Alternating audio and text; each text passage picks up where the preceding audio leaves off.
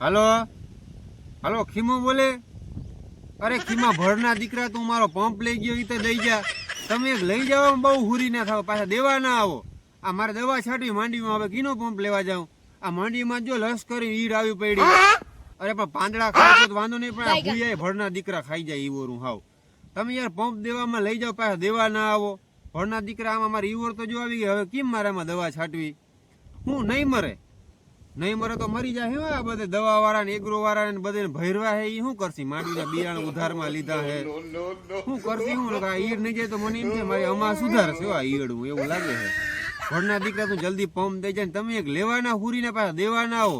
એમ થાય ટાઈમે દઈ જાવ તો અમને એમ મન થાય કે પાછું તમને દેવાનું. ઘાયગા દઈ જાવ, દવા મેં લઈને રાખી છે, અને આ માથે પાછા વરસાદના રેડા આવ્યા રાખે. એટલે ખરેખર ખીમા તું હે ને હવે ફેરી વાર લેવા ના આવતો, તારે દેવો ના હોય ને પંપ તો ઘાયગા દઈ જાય, મારે હવે દવા છાંટવી છે.